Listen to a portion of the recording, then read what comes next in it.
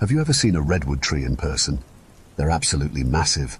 Imagine one just growing in your backyard. You'd probably grow old before it even got halfway tall, but your neighbors would be furious long before that. And think about it, the biggest tire swing ever. Maybe not for you, but your grandkids would have the time of their lives.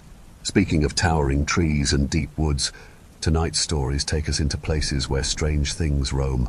Witches hidden among the trees, creatures that only look like dogs, and eerie beings that call the redwoods home. Settle in. These are tales from the break room. Story 1. They from James. I've sent this story to another podcast but didn't get a response. However, I'd really like to get my story out there information. Maybe a reason to go back to a mountain I grew up around. Who knows they. This was late in a small town on the coast of Northern California. I know when most people think Northern California, they think Bay Area. No, there are about more miles of Northern California, so northern it's about me. From the Oregon border, nestled in the Redwood National State Park. Beautiful. For sure, however, living there all my life, I know the beauty of nature can also be dangerous. This was during a time in my life where financial issues just seemed to be everywhere. So being a husband at the time and a father of 2 kids, there was no way I was going to let them go without those days I was out of work due to an injury. And well, I'm not the type to sit down for too long, able to physically do the things I love, but according to work, not ready for the physical demands of the job just yet. I decided I would start picking some mushrooms and some bear grass. They're native to this area, and people pay good money for them. It's something I would do at the time regularly for some enjoyment and some extra cash. So to the hills I went now to get to these areas of bear grass and wild mushrooms. It's a bit of a hike, sometimes miles and miles into the thick forest. This particular spot was just north of the Oregon border. My friend B was there. B and I headed up the hills with a husband and wife couple friends of his. We'll call the husband C, and I can't recall his wife's name as this was the first time I've met her. A bit of a backstory on B and C. B is from the country of Laos and C is from Cambodia, each with a string of cultural beliefs. I was born and raised in the sticks, an Indian reservation kid, so I have my own as well, and I've had my fair share of crazy, unexpected, and unexplainable things happen in my life. This will come into play later in the story. They come over here about months out of the year to work picking, and the rest of the year they head home to enjoy their earnings with their families. The spot we were headed to was miles and miles off the grid through meandering dirt roads in the mountains where it would be so easy to get lost. It was like a maze. This mountain specifically has 2 roads, one going to the north of the mountain and the other wrapping around the south end, never actually meeting up for at least to MB, and I took the north end as she and his wife took the south divide and conquer, we thought. This is B and I's side of the story. We headed to the north side as we watched C and his wife take the south turn, and their latest Toyota Tacoma with a camper installed in the back for cooking and sleeping when needed in the mountains as we drove for a few miles looking for signs of bear grass or mushrooms. We found a spot. Regarding that spot, to the south of it was the mountain, and to the north was a small cliff. As we parked on the dirt road to get out and take a look, we leaned over the side of the road, and the cliff went down into a half-circle shape. It looked like, and went down a couple hundred yards. We saw bear grass everywhere. It was like we hit the jackpot. Excitedly, we headed down to collect our reward. Mind you, C and his wife are now on the complete opposite side of the mountain. As we make it down to the base of the half-circle, there was another drop that went to the north end with even more, but I'm not going to be greedy, you know, so I decided to start picking where I was. Now, when you pick bear grass, you have to be careful. The stuff can be really sharp and you need some thick gloves. You grab pretty close to the base. With a small handful, twist it around your hand and pull it out, making a distinct ripping sound. I would say about a good hour went by as B and I were now on opposite sides of the circular cliff working away. I would stop from time to time to listen for the ripping sound so I could keep track of where B was at. As some more time went on, I stopped to listen for B. This time I heard the same ripping noise coming from a few hundred feet down into the second cliff area as mentioned before. I thought, that's crazy, because he was just to the left of me on the other side of the cliff, but now he's down there. B at the time was in his late. Was very in shape though, and very fast, but not that fast, I thought. I continued to collect bare grass, leaving a trail of small bundles. That way I could find my way back the way I came. The forest was very thick here after all, and covered with undergrowth.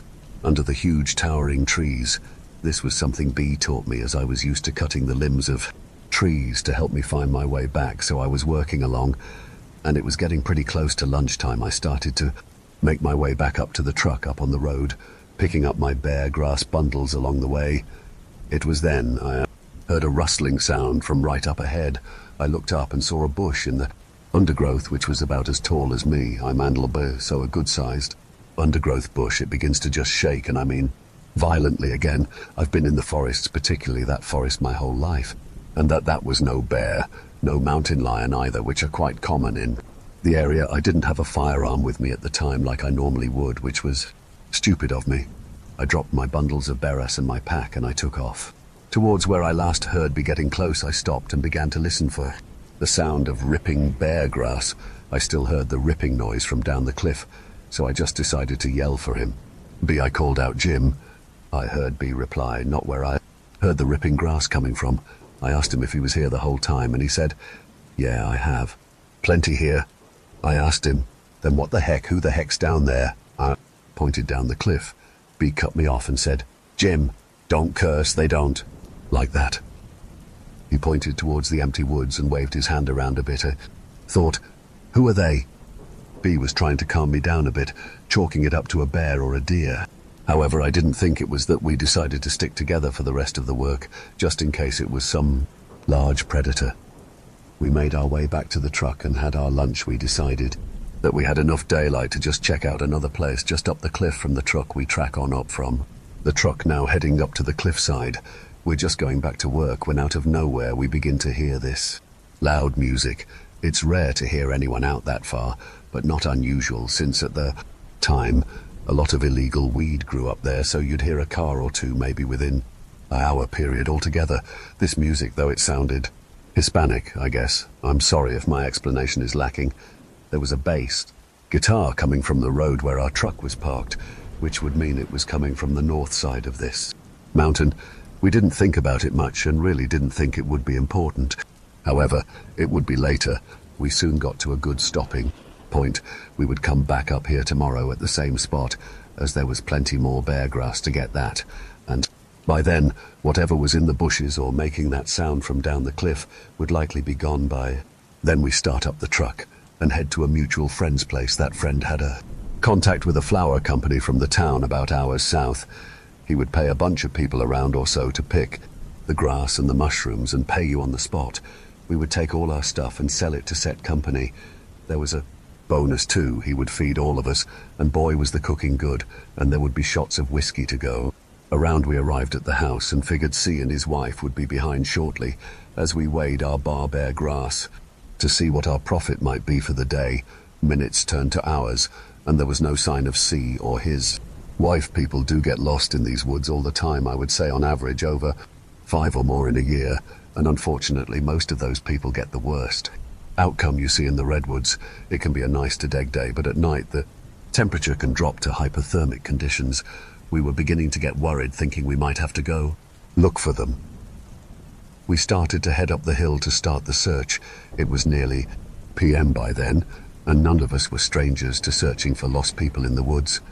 Personally, I've been a volunteer to search parties before, but just as we were all about to head out, headlights came down the driveway, and there we saw C and his wife pulling up right off the bat. I knew something was up. C was not driving, and his wife didn't have a driver's license and really didn't know how to drive anyways, so why was she the one driving? My immediate thought was some type of injury happened. However, when C got out, he was very shaken up looking, but there wasn't a scratch on him. I was even more confused then. So what the heck took so long? We all started to head back into the garage, where we had our way stations and whiskey shots. We helped C inside as much as we could. As we entered the garage, we set him down on a stump. The stumps were leftover fallen trees would yank and make chairs out of, so yeah, we finally got him seated and somewhat settled through stutters and broken English. He tried his best to tell us what happened. This brings us to C's side of the story. We'll start with where we went. Our separate ways around the hill. C and his wife drive a few miles into the forest. On the south end of the mountain, they found a place that was loaded with bearers like we did, and decided to stop. There C would go on to the forest to hunt the bearers, as his wife and dog would stay at the camper. She would cook his lunch up right there, which is pretty good cooking too. Poof, I have to say. C's wife would then bang on the bottom of a bucket, making a loud noise to alert C that it was now lunchtime, so that, being said, C went off to start his search, as he was doing the same thing we were, leaving bundles of bare grass to find his way back to the road he was picking on the south side of the mountain, also on a cliff. He decided it was close to lunchtime and should start making his way back. He knew it would take him a bit to get there, and he wanted his food hot as he was picking up the bundles of bearers. They just disappeared. This frustrated C. He had never gotten lost in the woods before, but now it seemed he had. Otherwise someone was out there playing tricks on him, just in case he began to yell out specifically curses and threats to possible pranksters. Now remember, my friend B told me not to curse at them, whoever they are, and he was cursing much more than me.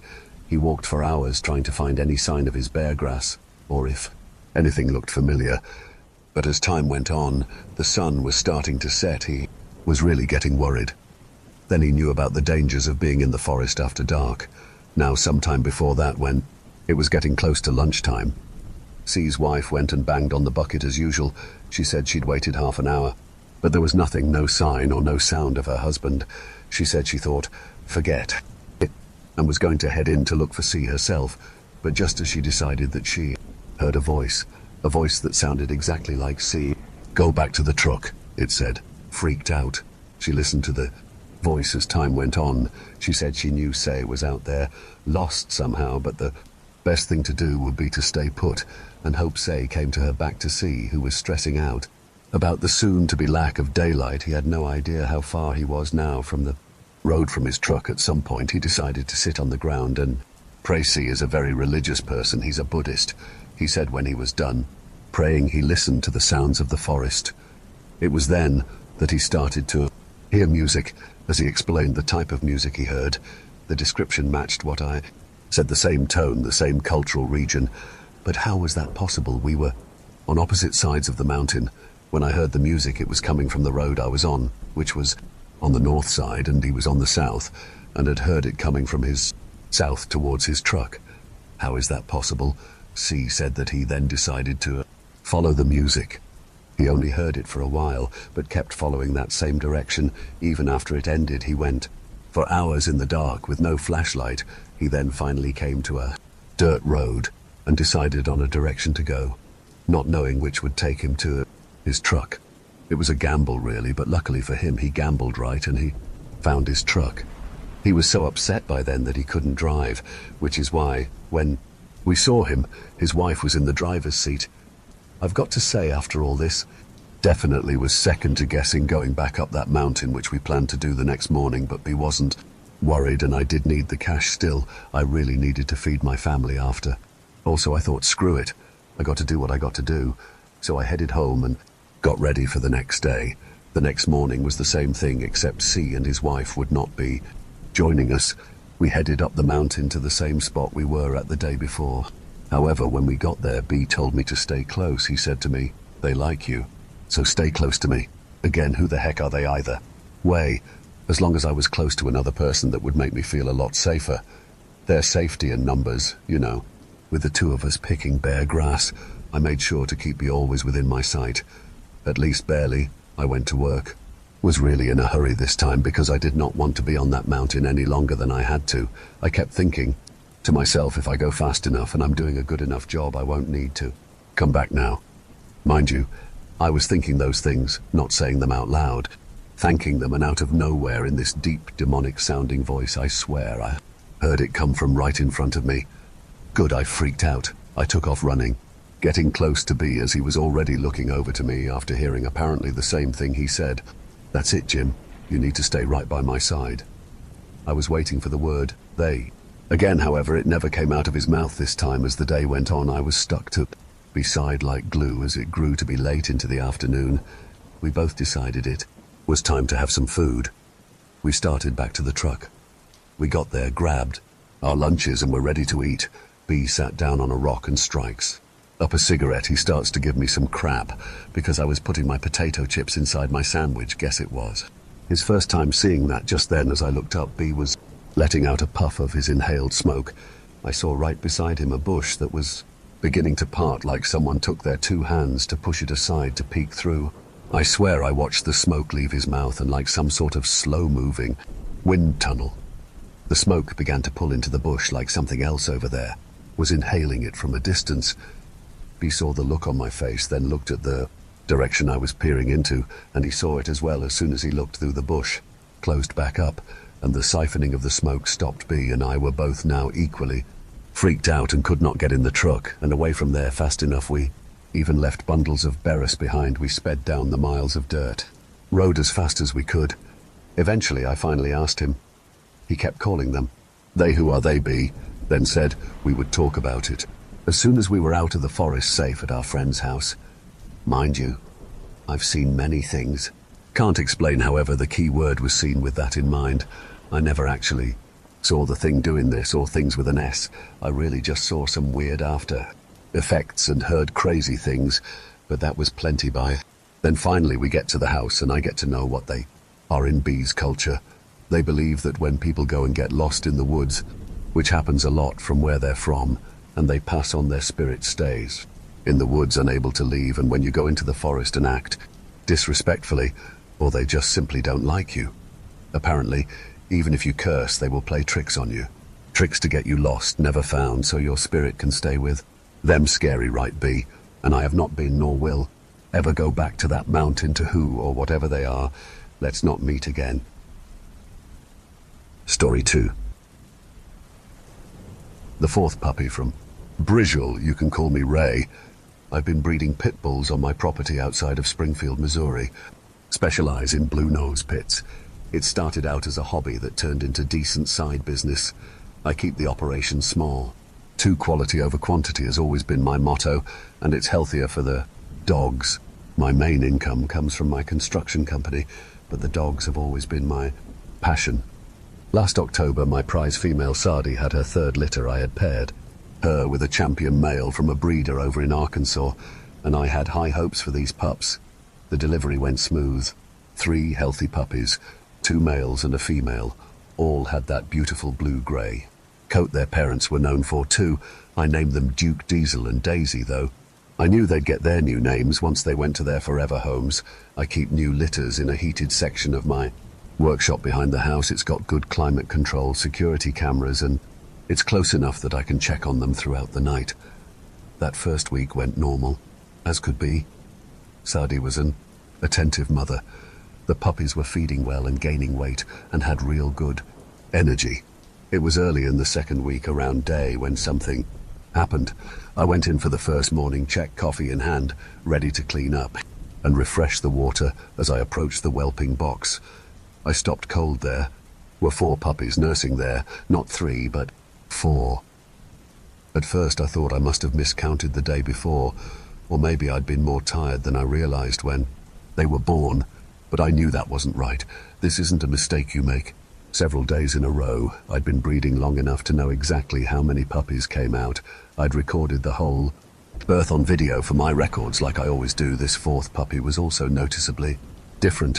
While my blue pits had that distinctive grey-blue coat, this one was almost black.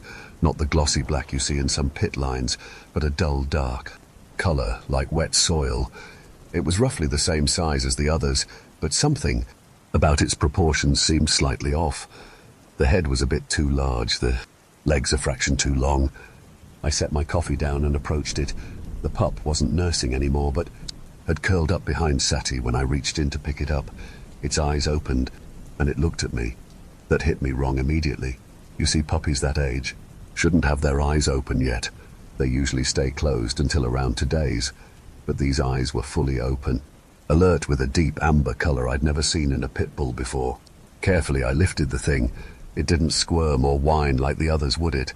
Stayed perfectly still in my hands, perfectly calm, and watched me. Its body felt unusually cool to the touch. Not cold exactly, but not with that vibrant puppy warmth I was used to. I checked for a microchip, thinking someone must have Put this puppy in with mine, as insane as that might sound, but I didn't find anything. I checked my security cameras right away. The time-lapse showed nothing unusual at all. No sign of someone entering the workshop. The strange puppy simply wasn't there in one frame, and in the next, it was nestled with the others, like it had been there all along. Look, I like stories and podcasts like this, which is why I'm submitting this story to Tales from the Break Room, but I'm still a practical person, so I figured there had to be some sort of simple, down-to-earth explanation. Maybe one of the puppies had a rare gene causing the odd coloration, and I'd just been mistaken about the count for a while, but I knew that couldn't be true. I knew my dogs, I knew.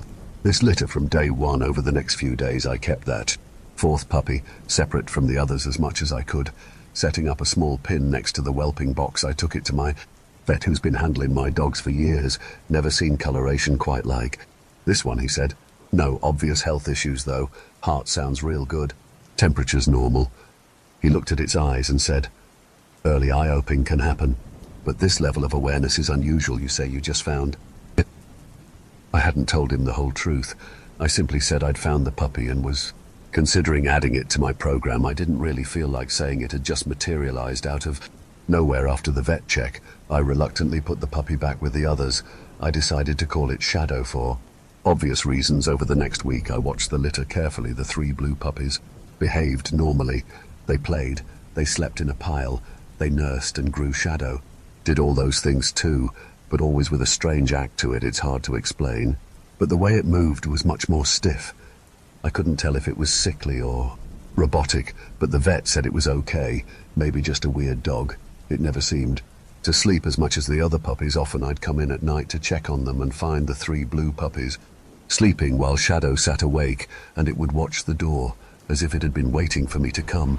Check by the 3rd week, the differences became more pronounced. My 3 were developing as pit bull puppies should, playful, energetic things, starting to show those blocky heads and muscular builds. Shadow was changing too, but differently. It remained leaner, its muzzle a bit longer than a typical pit's. Its movements were smoother too, like it was more coordinated and balanced, not at all a clumsy normal puppy. And the dang thing never made a sound, never heard it yip or bark or even whine. It was just silent. Sade's behavior really troubled me. She nursed Shadow along with her pups, but she never cleaned it, never played with it. She would intentionally lie so that her body was between Shadow and her other 3 puppies when they slept. I've worked with dogs long enough to know when they sense that something's wrong. One morning near the end of week 3, came in to find Diesel whimpering in the corner of the whelping box. He had a small cut on his ear. It hadn't been there the night before. Nothing serious, but it still bothered me a bit. The cameras had not caught anything useful. Just normal puppy movement in the dark. Shadow had positioned itself between Sadie and the other puppies nursing, while the others huddled together away from it. When I reached in to check Diesel's ear, Shadow stopped nursing and watched me with those unblinking amber eyes. That night I installed a better camera with night vision and set up a monitor in my room. I woke up around AM to check the feed, and I saw Shadow pacing a perfect circle around the sleeping forms of Sadie and the puppies. Not the random wandering of a normal puppy, but a measured circuit. I watched the feed for nearly an hour as Shadow just went circle after circle. Eventually it stopped and sat facing the camera. I swear it knew what the camera was and just stared at it, stared at me. At some point I fell asleep after that. When I woke up and checked on them the next morning, both Duke and Daisy had small wounds similar to Diesel's, one on the paw, one on the flank. Nothing life-threatening, but there were small punctures that had not been there before. This continued for several days, small injuries appearing on my puppies overnight. I tried to separate Shadow completely. I put it in a kennel on the other side of the workshop, but the next morning it was back with the litter. The kennel door remained locked, though somehow by the 4th week my puppies were not growing as they should. They seemed lethargic, less interested in the solid food. I'd been introducing the Shadow, meanwhile, had grown considerably, nearly twice the size it should have been for its age. Its black coat had taken on an oily sheen, and those amber eyes seemed to have darkened to more of a reddish hue in certain lights. I decided to move the entire litter into my house, setting them up in my spare bedroom where I could keep a much closer eye on them. That first night I was awakened repeatedly by Sadie's low growls each time I went to check Shadow. would be sitting alert while the others were sleeping, and Sardi would be staring at it, hackles raised. Up on night 2 in the house, I heard a sound that still haunts me. A low sound. Coming from the spare room, it wasn't quite a growl, but something horrible. I grabbed the baseball bat I keep in my bedroom and I rushed to the room. The overhead light would not turn on that night. In the faint light there was I could make out Sardi cowering under the bed with Duke and Daisy. Diesel and Shadow were in the center of the room. Shadow had pinned Diesel down, standing over him, and when I entered, Shadow turned to look at me. I swear those eyes looked like burning hot coals. I lunged forward with the bat. I wasn't aiming to hit, but to scare it off. Diesel's shadow moved fast, though running between my legs in the blink of an eye. And out into the hallway quickly, I closed the door and turned to check on Diesel. He was alive, but he was barely moving. There was a puncture wound visible on his neck. I rushed him to our emergency vet in Springfield, but unfortunately Diesel died on the way. There, the vet examined him briefly and said it looked like some kind of bite wound, but not like a bite wound from a dog. The teeth marks didn't match dog teeth. I'm not sure what that meant or how it was possible when I got home exhausted and heartbroken. Shadow was gone. I searched every inch of my property for that demon, but there was no sign of it. Duke and Daisy were huddled with Sardi unharmed, but still scared. I checked all the doors and windows. Everything was locked from the inside, just as I'd left it in the weeks that followed. I installed more security.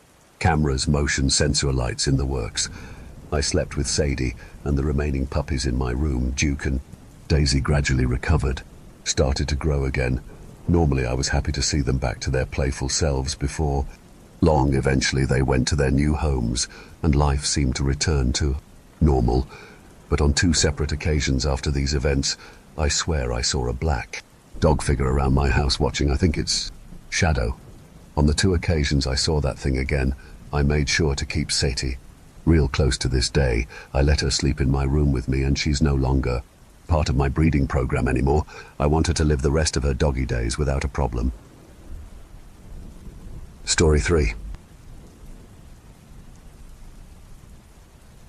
Taxidermy haunting from Tim. Tim, taxidermy isn't as creepy a profession as people might think it is. But I'll say this now. This story won't do my profession much justice. I started to learn taxidermy under my father when I only took over the family business when he retired. And I've been running the business in Nebraska ever since. That's over 2 decades of turning death into something that resembles life. I've worked with everything from trophy bucks to exotic game, the occasional pet for people who can't bear to part with their companions too. People say I've got good attention to detail. It's a solitary profession which suited me fine. After Elizabeth passed, my wife died in a car accident. After that, the house has always been too quiet. I focused on my workshop more than anything. Helped me to take my mind off of things. And when you're focused on a project like taxidermy, it doesn't leave much room for wayward thoughts. Measuring, the skinning, the preserving, the mounting. Each step is a science itself. This brings me to the commission I got in September of Mr. Whelan. Was not a regular client, apparently just passing through on his way back to Wyoming after a hunting trip in the Sandhills. Said his usual taxidermist had retired and he'd heard good things about my work. What he had for me was an 8-point buck, impressive spread, a clean kill through the heart, the kind of specimen that makes for a straightforward mount. I'll need to keep the hide for tanning and preparation. I told him should take about 5 or months for a full shoulder mount. I'll call when it's complete, no rush, Whelan said. I took his deposit, he told me. This one's special though. Got him at sunset last day of the trip. Never seen a deer move the way this one did. I nodded, wasn't really listening. To be honest, hunters always think their kills are the best or the most special. It's part of the mythology they build around the hunt. I had heard it all before. After Wellin left, I brought the deer into my preparation room. It was a Friday evening and I typically don't start new projects until Monday, but I wanted to at least get the cape removed and into the freezer. The initial skinning is best done when the animal is fresh. Something, though, felt off from the very start. The deer's glassy eyes seemed to follow my movements as I positioned it on the table. I told myself it was a trick of the light, but this usually didn't happen with my work. Kind of creeped me out. The skinning went along smoothly enough. I separated the cape from the carcass with practiced precision, working the knife along the natural seams where hide meets meat. But as I pulled the skin free from the skull, the strangest sensation came over me, like this sudden awareness, like I'd opened a door to some place I was not meant to be at that moment. The workshop felt darker. I shook it off. I finished up the initial prep, salted the hide and stored it properly in the refrigeration unit I disposed of the carcass in my usual manner and cleaned my tools. By then it was well past midnight, so I locked up the workshop and headed to the house. It was a long day that day, and I went to sleep almost right away, but I woke up in the middle of the night to a buzzing sound. This buzzing was not my alarm clock like I'd hoped. No, this was the sound of hundreds, maybe even thousands of flies. I opened my eyes to darkness animated by moving shadows. There were thousands of flies in my room, like a big, black and noisy, disgusting cloud. I freaked out, fumbling for my bedside lamp. When I finally clicked it on, I saw it for real. Just this untold number of flies covering every surface of my bedroom walls and ceiling, clustered thick on the dresser mirror, crawling over the framed photo of my wife. Jesus Christ, I thought I scrambled from the bed and swatted at the insects that immediately diverted their attention to my exposed skin. Could feel their nasty tiny feet scuttling across my arms and neck, making me panic even more. I hurried over and opened the bedroom windows up, even though it was so cold outside that night. I grabbed a broom then and began to sweep the dang things towards the opening. This process took nearly an hour, my heart pounding the entire time. When I got the last one through the window, or in the trash if it managed to die, I basically fell over on my bed, trembling and even more tired than before. When I woke up in the morning, I was still so tired. I looked around and noticed how impossibly clean everything was. If thousands of flies invaded your space and you swatted out them with a broom for a straight hour, you would think you'd find corpses of the things all over the place, even after cleaning much of them up the night before. But I didn't. I know I didn't get them all out, and I know I didn't pick up all the dead ones, and yet I couldn't find a single one. I even went over to the windowsill and inside the trash can.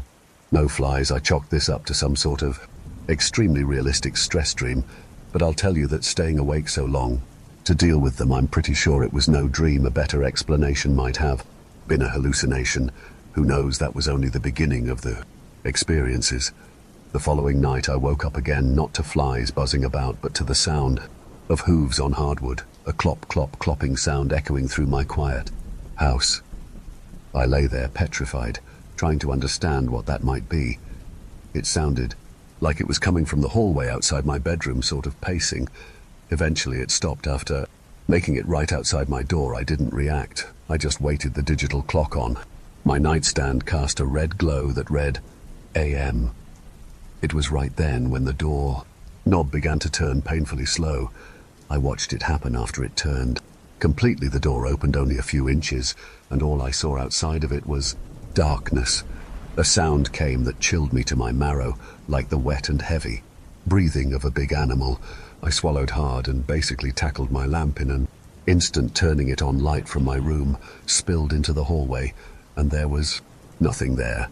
I searched my whole house but didn't find anything out of place. The following morning I checked the workshop. So far, everything looked fine. I opened up the refrigeration unit, expecting the wheel and deer hide to be missing, but it was just there, properly salted, waiting for me to do the next step. I got to work right away, hoping that treating it as a routine project would dispel any creepiness that lingered.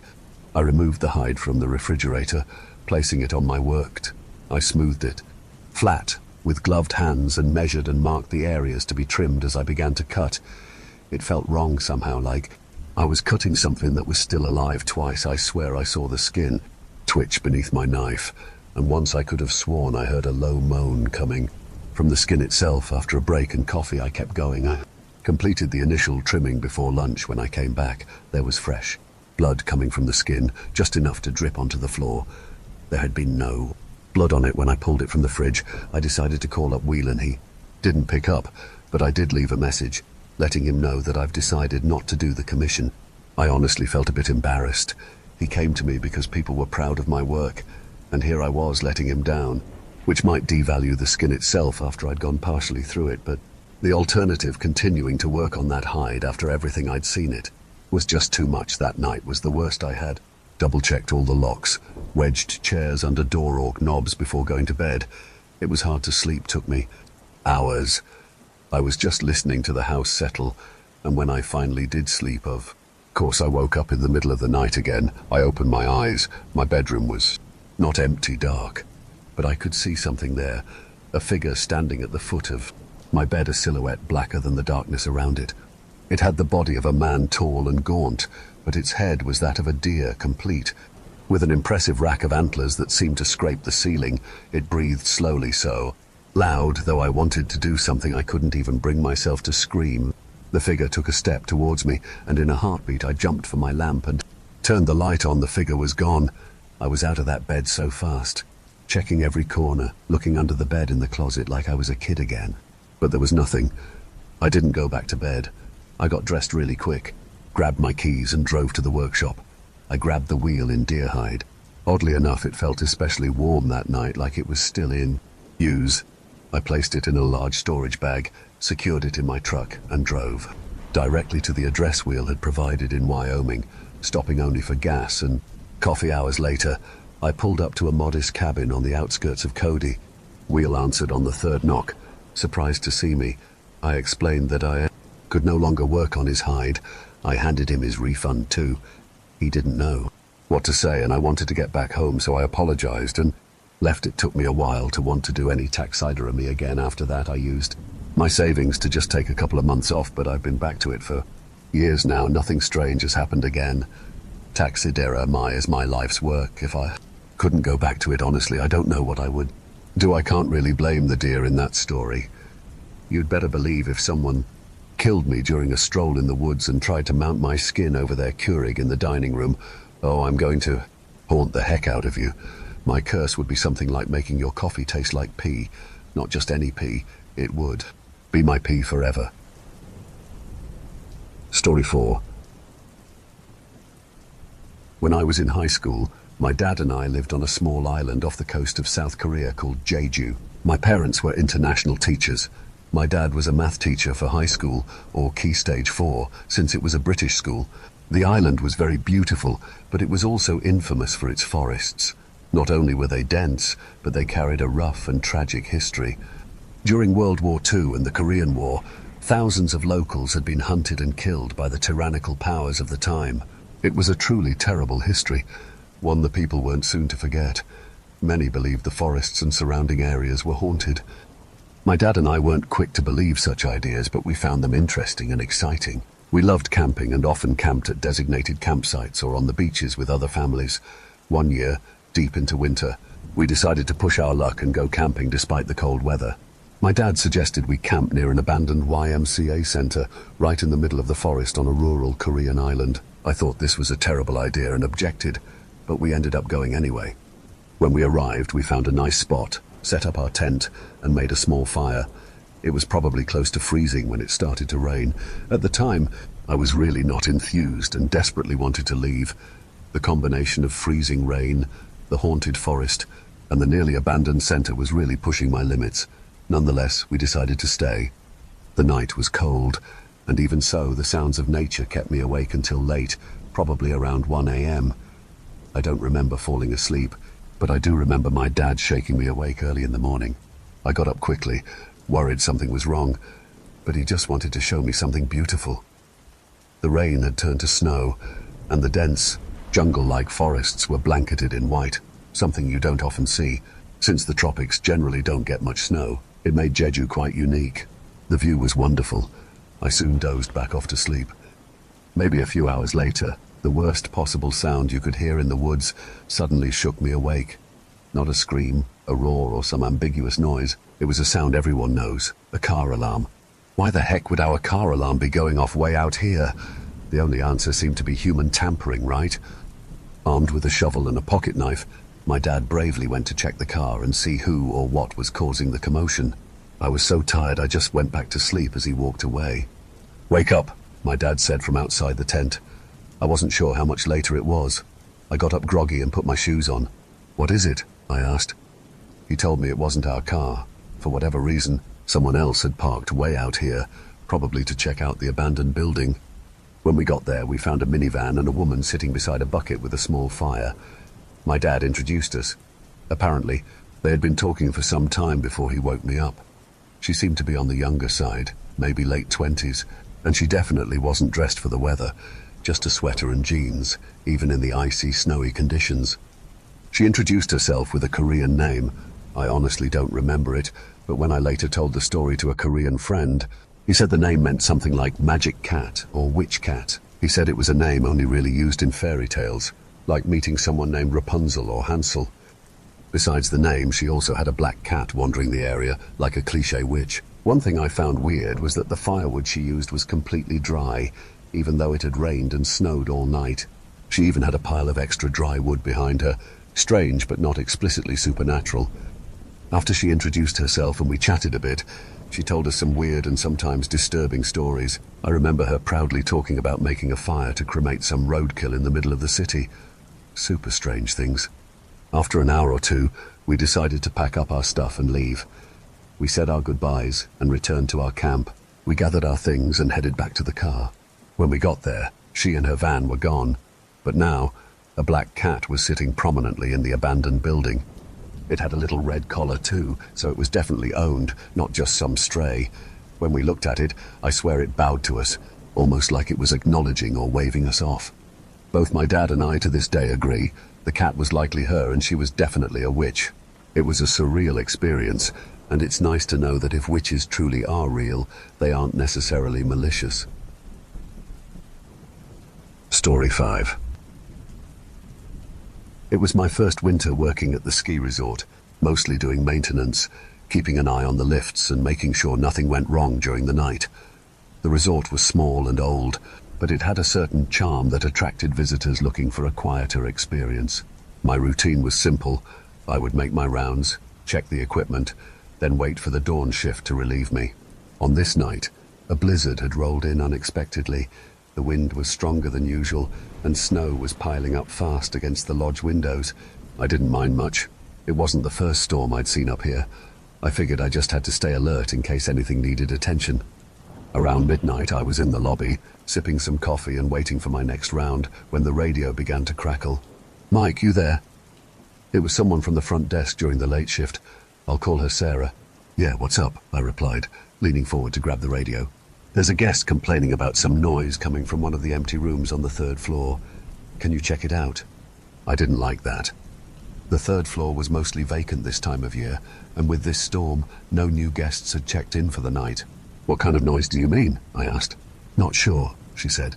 "It sounded like someone moving around up there, but the room she's talking about, well, it's supposed to be empty." I grabbed my flashlight and stood up, feeling a bit anxious. "All right, I'll go check it out." The stairs creaked under my boots as I made my way to the 3rd floor. I remember seeing the hallway lights flicker, a bit creepy, but I told myself it was just the old building or the storm affecting the power. The 3rd floor was colder than usual, the kind of chill that gives you goosebumps even indoors. The room Sarah mentioned was at the end of the hall, room 309. As I approached, I noticed the door was slightly ajar. I stopped in front of it, my heart picking up speed. Guests weren't supposed to have access to this floor. It had been closed off for renovations, and the rooms hadn't been used in years. I pushed the door open with my flashlight and stepped inside. The room was dark, the curtains drawn tight, but the cold hit me immediately. It was way colder than it should have been. I flicked on the flashlight and scanned the room, empty, as expected. A bed covered in a dusty quilt, a small desk in the corner, and a wardrobe against the far wall. Everything looked like it hadn't been touched in years. I took a few steps inside, my breath visible in the freezing air, when I noticed something that made my stomach sink. Footprints. Footprints clear as day in the dust on the floor. But they were small, like a kid's, and they led from the wardrobe to the window, and stopped there. I shone my flashlight on the window, expecting to see signs of a break-in, but the glass was frosted over, untouched. There was no way anyone had come through there. I swallowed hard, my fingers tightening around the flashlight. I walked slowly toward the wardrobe, every nerve in my body telling me to turn around and leave, but something pulled me forward. The air was so cold it felt like it was seeping into my bones. I reached the wardrobe and hesitated, my hand hovering over the handle. I took a deep breath and pulled it open. Nothing, just an old coat hanging limply from the rod, covered in dust. But on the floor of the wardrobe was something else. More footprints, leading into the back of the wardrobe, as if someone had walked straight through it. I took a step back, my mind racing. That didn't make any sense. There was no other way out of the room. I had checked the resort layout 100 times for renovations. The walls were solid. Suddenly, the door to the room slammed shut behind me. I spun around, heart hammering, and rushed to the door. I yanked on the handle, but it wouldn't budge. It was as if the storm outside had locked it tight, sealing me inside. I called out, but my voice didn't carry far. Then, out of the corner of my eye, I saw movement. Footprints. They were no longer still. The dust around them shifted, like someone invisible was walking toward me. The soft patter of feet, faint but unmistakable. I backed up against the wardrobe, my pulse racing. My flashlight flickered. The footprints stopped, just a few feet in front of me, as if whatever had made them was standing right there, staring at me. The air felt thick, like the room itself might collapse. I fumbled for the door handle again and yanked hard, and finally, it gave way. I burst into the hallway, slamming the door behind me. I could barely breathe, but I didn't stop. I ran down the stairs, the cold clinging to me, not stopping until I reached the lobby. Sarah was there, looking at me like I was crazy. "What happened?" she asked. I shook my head, trying to calm myself down, but the image of the footprints kept flashing in my mind. "I don't know. Room 309. It's not right. It's not empty." We called in the manager, and a few hours later, I was off my shift. By then, the storm had died down, but I couldn't shake the feeling that I hadn't been alone in that room. I never went back to the third floor again, nor did anyone else. Room 309 stayed locked from then on, and I never got an explanation for what I saw or what I didn't see. All I know is that something was still up there waiting in the cold. And sometimes, when the wind howls just right, I swear I can still hear the faint sound of footsteps coming from up there. Story 6. The clock stopped on November 10th, 1920, at precisely 4:29 p.m. Daniel Horatius Triggs first noticed on the heirloom pocket watch he was nearly finished cleaning. The gears inside were still ticking away, steady as a mechanical heartbeat, but the hands remained unmoving. Puzzled, Daniel checked the time against his own wristwatch. If he could figure out how long ago the first timepiece stopped working, he might be able to figure out what had been dislodged to cause the malfunction. Only the wristwatch also read 4:29. The hands of both watches were vexing and identical in placement. Silently, Daniel counted off a minute, then another, waiting for one of them to tick to the next minute. All hands stayed firmly at 4:29. Daniel shook his wristwatch in frustration, then held it to his ear. The gears whirred along happily, with no odd noises to betray why the hands refused to budge. The wristwatch was a gift to himself when he enlisted to go overseas. It survived a year of fighting Germans in Belgian trenches and worked through mud, blood, and mustard gas. Save for a brief stint where it caught some shrapnel, it hadn't faltered and returned more intact than Daniel himself. He couldn't imagine what harm could come to the wristwatch in his own workshop that a war failed to deliver. Curious to see if any of the other clocks suffered a similar affliction, he levered himself up onto his wooden leg and started toward his study. Even from the doorway, Daniel could see the pendulum swinging on the grandfather clock. That was a good start. Perhaps the frozen hands on the smaller pieces were a strange coincidence. It was only when Daniel was halfway into the room that he realized there was an unfamiliar man sitting in his chair. Daniel paused. The man glanced up briefly, then returned his attention to the newspaper he was reading, not at all alarmed by Daniel's appearance. The nonchalance nearly convinced Daniel that he'd walked from his hallway into someone else's home. The room was filled with Daniel's books, however, and the fat calico seated on the matching chair was decidedly the ungrateful thing he'd been feeding for the past year. "I don't know you," Daniel said carefully, after a moment of consideration. The man was striking in a way that could make Grecian statues weep from envy. His coal-black hair was neatly combed and slicked in place, save the lone, artful curl near the part. His beard was neatly trimmed, highlighting his high cheekbones and rich, tawny skin. If Daniel had ever seen him before, he would remember it. In comparison, Daniel felt abruptly monstrous. The war still lingered under his skin, except where it broke through. The absent leg, the scars, the ringing in his ears, all places where he'd been worn thin and never repaired. Smiling, Daniel shifted his weight to his good leg, his remaining leg. The man took his time folding the newspaper, then dropped it on the table and stood with a cordial grin. "Right on time, Sergeant Triggs," the man said. "And just who the hell?" Suddenly reminded of his original reason for entering the room, Daniel glanced at the grandfather clock. Its ornate hands sat immobile at 4:29. "I'd like to say this is a pleasure, but we're mixing in business, I'm afraid," the man continued, offering his hand for Daniel to shake. Daniel didn't take it. He tamped down on his conditioned politeness and frowned instead. Undeterred, the man lowered his hand. "I'm the Mockingbird." "The Mockingbird?" "Mockingbird," the man stressed, only grinning wider when Daniel looked at him strangely. It wasn't a name. Mockingbird wasn't a name either, but it felt less clumsy. Bemused, Daniel pondered why he was bothering to exchange pleasantries with a home invader. "I realize this is all very frustrating in the beginning, Sergeant." "Daniel," corrected Daniel sharply, sounding as if the word had been punched out of him. Mockingbird raised an eyebrow. Calmer after a deep breath, Daniel continued, "Daniel Triggs. Don't call me Sergeant, I'm not a soldier." "Not anymore," Mockingbird agreed. He considered Daniel's pinched expression. "I'd like us to be friends. Would you mind if I called you Ratio instead? Horatius is a bit much to say every time." "I suppose not." Anything was better than Sergeant, though how Mockingbird knew that name was another mystery on a growing stack. It was a remnant of the war, and no one in Daniel's hometown used it. With no idea how to prioritize what should alarm him the most, left Daniel felt oddly removed from the situation.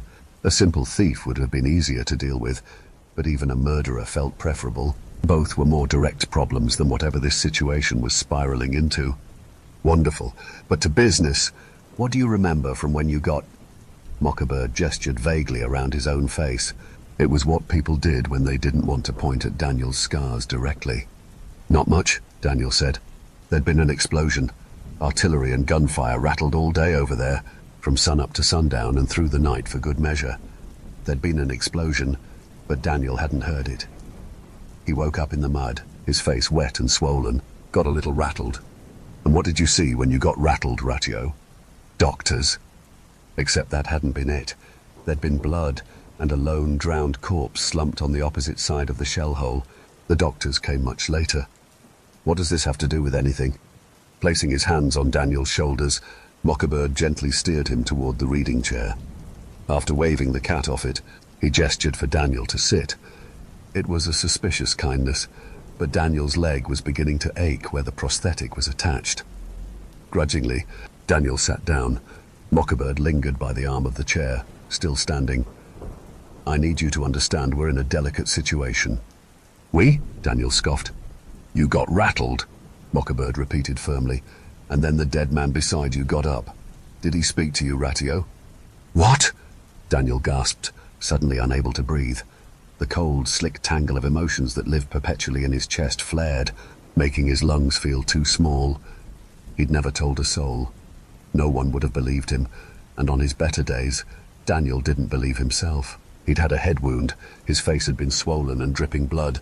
His fingertips were frozen in the icy water as he'd pushed himself up and found the German corpse doing exactly the same thing. "Where did you hear that?" No, it stood up and I—" Daniel remembered how the corpse shook itself apart.